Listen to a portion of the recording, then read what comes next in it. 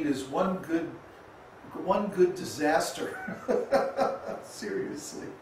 I hate to say it, but every time something really bad happens, like the last time when the swine flu came out, we had a huge spike on YouTube.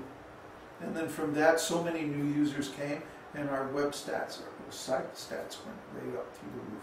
Now it's starting to level off. So now the next thing is going to happen, and you'll see it's going to go way up again. Double, triple, quadruple what we have today. Fortunately, now we have all the structures in place to deal with that. This is a good problem to have.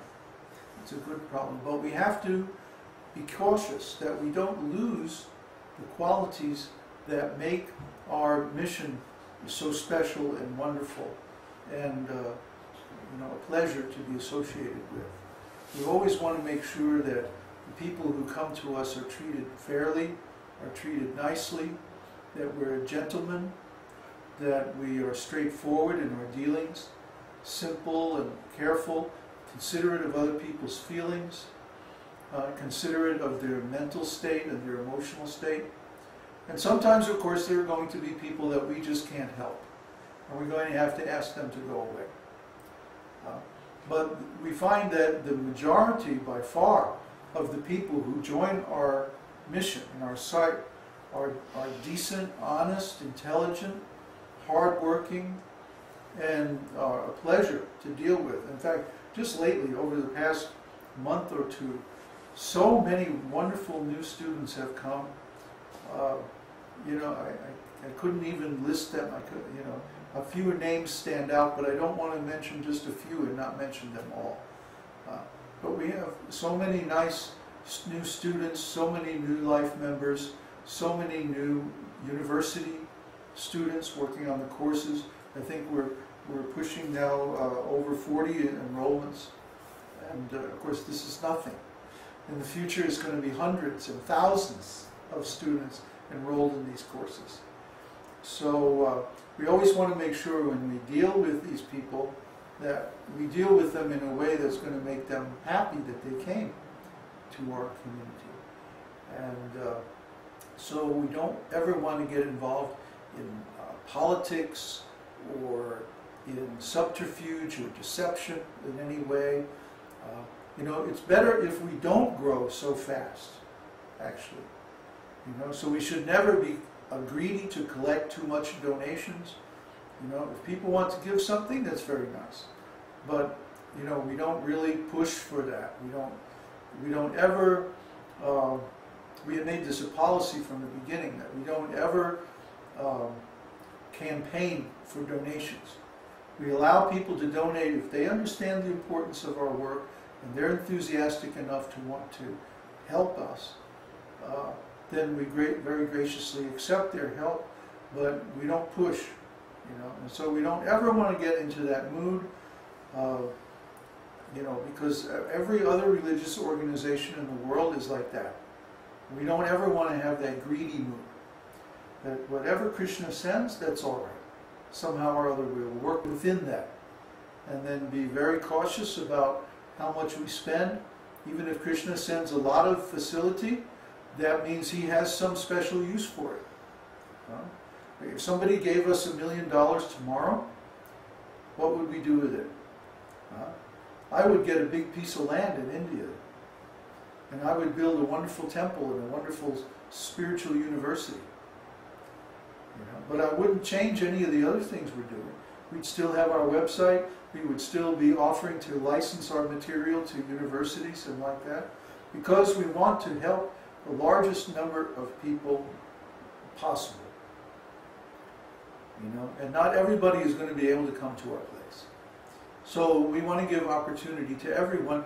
That means we're going to have a major presence on the World Wide Web as far ahead as we can see in the future. You're going to have to pry that computer out of my cold, dead hands.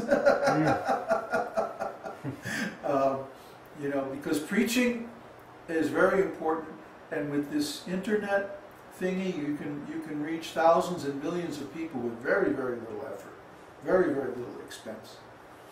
So why should we take the hard path when Krishna has given us the easy path? I mean, I still see my god brothers struggling like anything to open big temples and raise lots and lots of money. And they don't have to work that hard. I don't know why they're doing like that. Is that because they think they have to imitate Srila Prabhupada? Yeah, Srila Prabhupada did his preaching work in a certain way because that was the time and the circumstance in which he found himself. But we're in a different time with different circumstances. Hey, wake up. There's the internet. You can use it. All it requires is, I think I spoke about this the other day. We have a little camcorder and a laptop computer and some software. Total investment, $3,500 or something like that. Even with our big professional camera, it's still only about $5,000 investment. And we can reach everybody in the whole world with these videos. So what's the need for big buildings and big this and big that? You get big problems. That's the thing. So then you go into firefighting mode and then you're lost.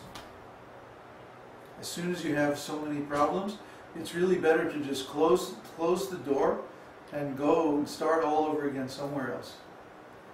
So our strategy is we don't ever want to get into all those problems. We don't ever want to get into having a responsibility for big buildings or big real estate or big anything. In the future we'll need resources to get through the troubles ahead. And I'm convinced that Krishna will provide those resources if we just continue doing what we're doing, which is preaching.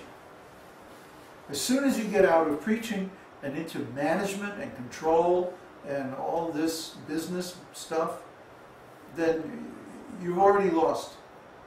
It doesn't matter how many nice big buildings you have, you've already lost because you're not preaching anymore. And preaching is what has given us everything good that we have gotten so far. So my focus is now and will always be on the preaching work.